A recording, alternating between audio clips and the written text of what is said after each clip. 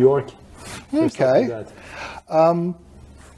Rex Heuermann, I'm an architect, I'm an architectural consultant, I'm a troubleshooter, born and raised on Long Island. Okay. Been working in Manhattan since 1987. I got nightmares in my head, I fear thoughts build up until I can't hear.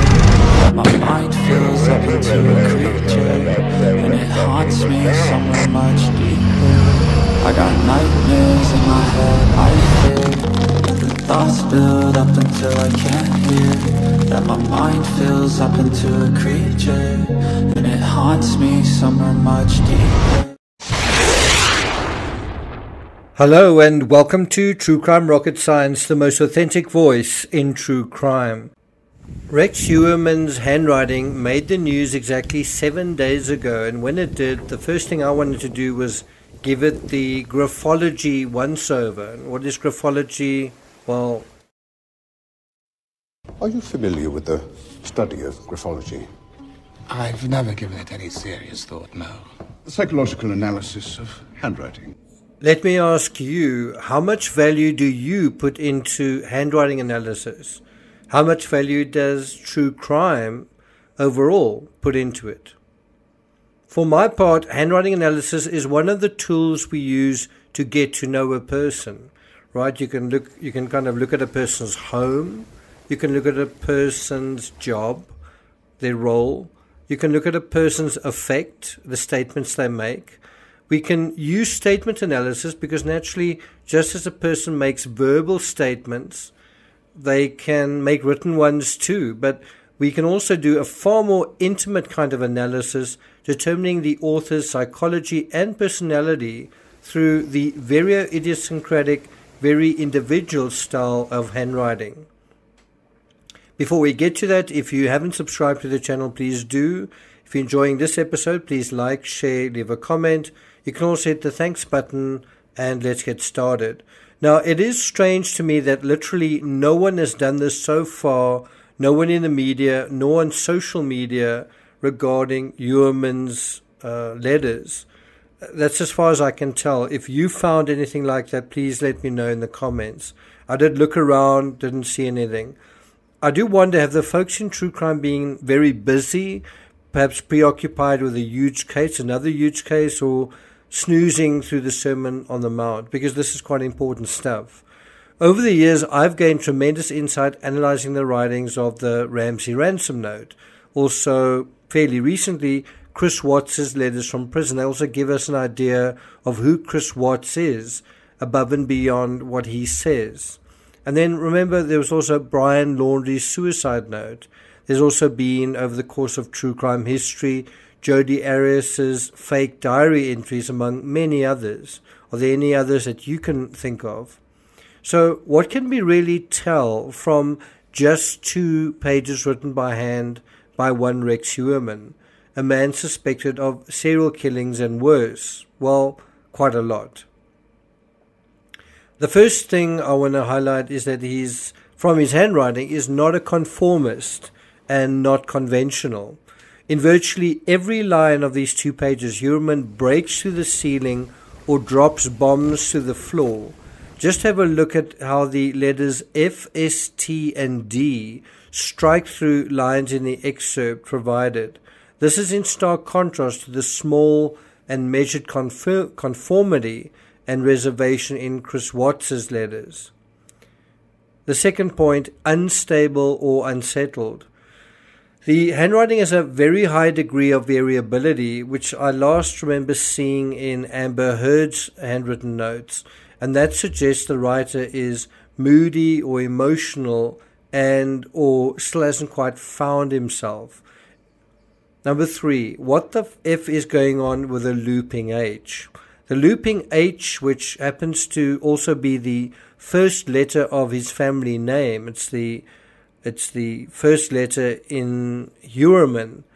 Well, it's also the most extravagant letter of all. It is easily twice or even 3 times the size of the letters surrounding it. This may be indicative of creativity and imagination, sensitivity and emotion, but also, I think, ego. Experts will tell you the looping H is also indicative of meticulous and a detail-orientated individual, and this is certainly true based on witness statements.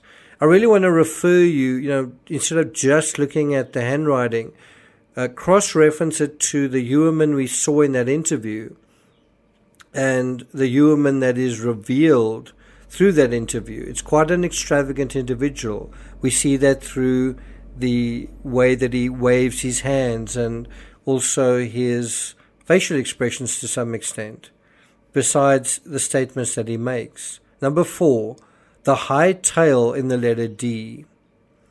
We see an exaggerated loop in the lowercase letter d as well, but besides this, the tail of the D towers through the upper ceiling in some instances.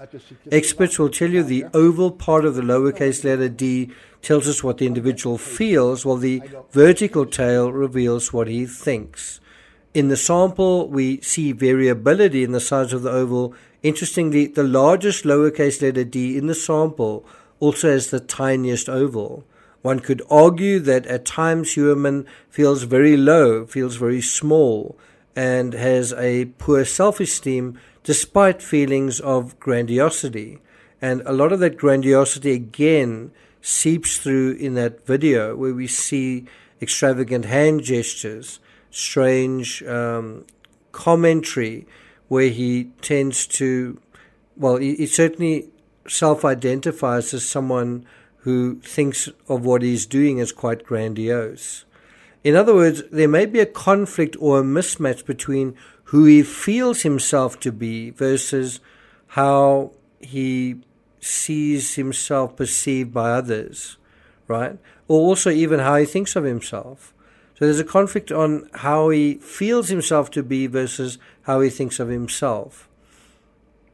According to the website handwritinggraphology.com, quote, the upper extension of the letter D represents what the individual thinks, the father image on the masculine side or animus side of Jung. It informs us about the aspirations, the intensity of the mental life, the ideals, the way of thinking, the level of fantasy and imagination, the way in which we project in the intellectual sphere the existence of tendencies towards a superior ideal, the degree of firmness in principles and convictions, presence of ties to the past, the degree of realism of existence of the being, inclinations towards fantasy or mysticism.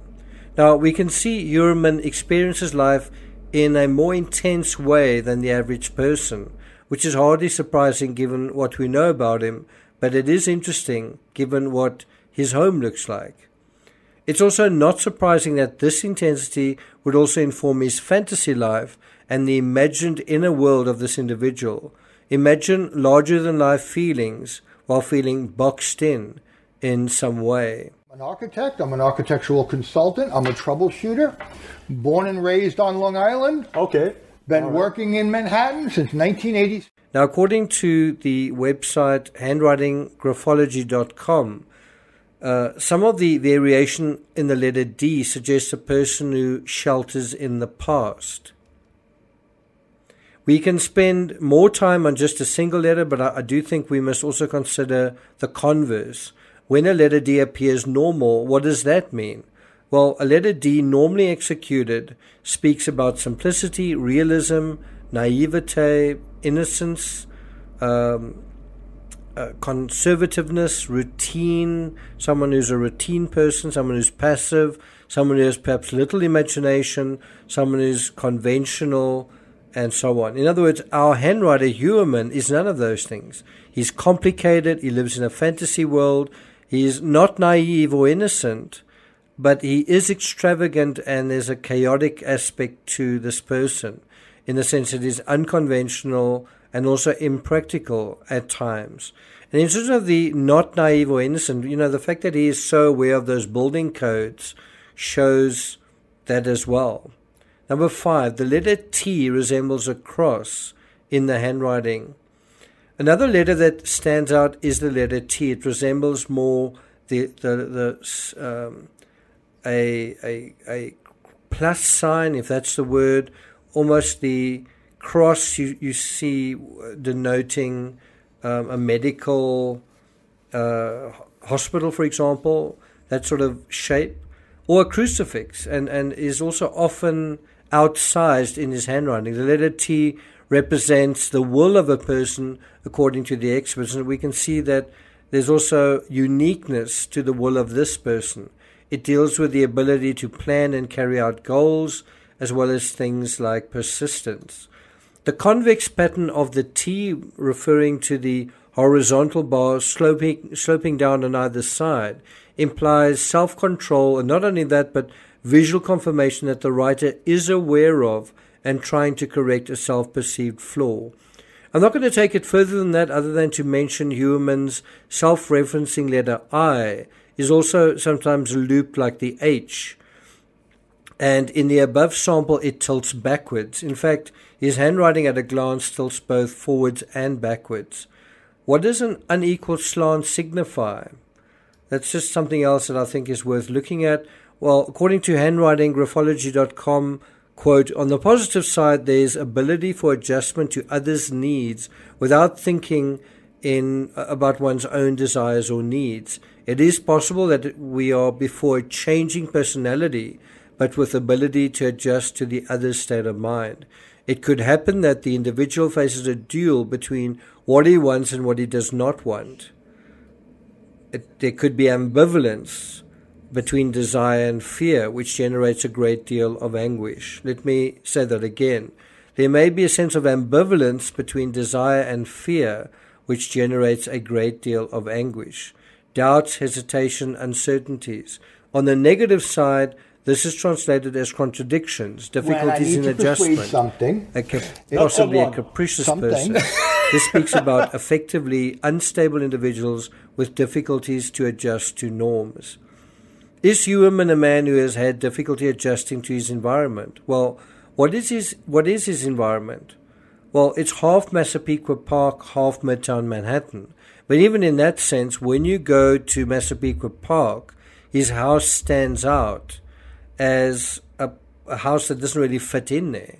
When you go to Midtown Manhattan, his office building isn't really one of the most glamorous spires in that part of town either. And so which part do you think he's had difficulty adjusting to? One or the other or both? And so once again, I really want to encourage you to cross-reference his handwriting and this idea of a maladjusted individual to what we saw when he gave that interview. Thank you for listening, and I'll see you guys next time.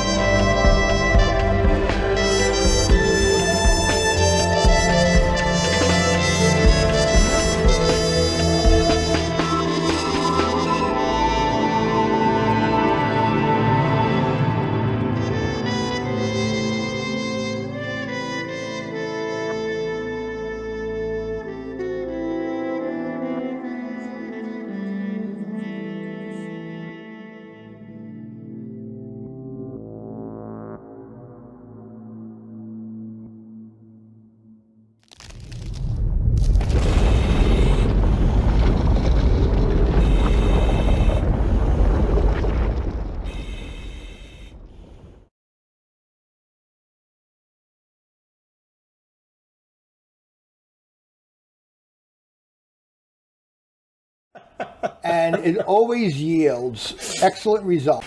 Took his paperwork, explained to the clerk what he needed, then explained to him what he needed to do, then move over. Then I took care of what I needed to do. You're fast. Ready? 1, 2, 3. Ah! Can you smile? That is.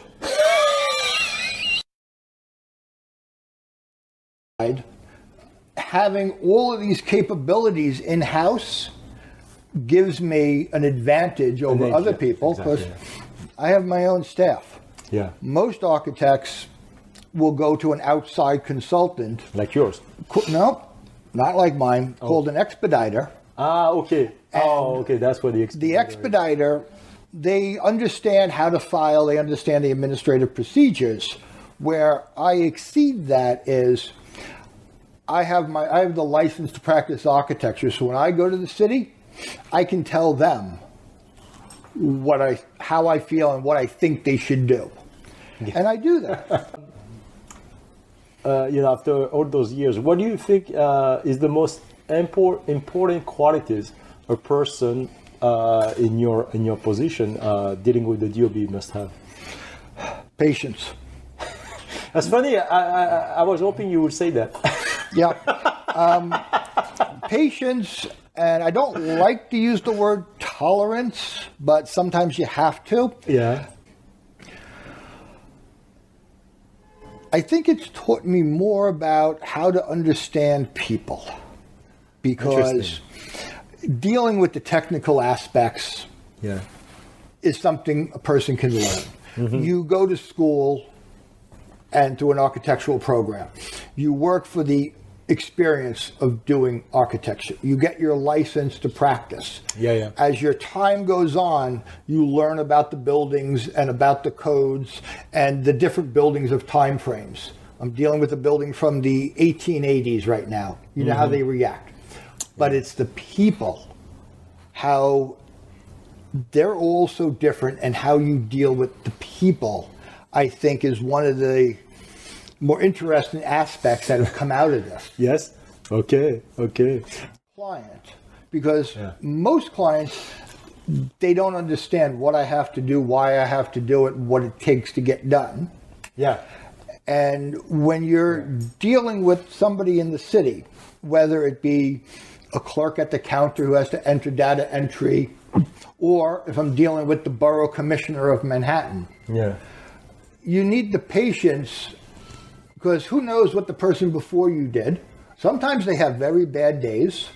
like I've actually part of the business, which is it's my understanding that you're kind of a facilitator with the Department of Building. Is that correct? But please tell us. That's correct, but much more. Okay. All right, my last question. If you were a tool or an object to help you to bring your business to greater heights, what would it be? That's an interesting question. I know. Because for what I do, we have to have so many tools in the toolbox. Just one. Just one. Just one. Or an object. It doesn't have to be a tool. It can be an object. You know what? I know. All right. One of the things I learned from my father was furniture building. Okay. He was an aerospace engineer and built satellites. And runs in the family, building things. And built furniture at home. And I still build it in the same exact workshop. So? I have one tool that's pretty much used in almost every job. And it's actually a cabinet maker's hammer. Okay, cabinet maker hammer. Okay. It is persuasive enough when I need to persuade something. Not someone. Something. And it always yields excellent results. Yeah. And at the end of the project,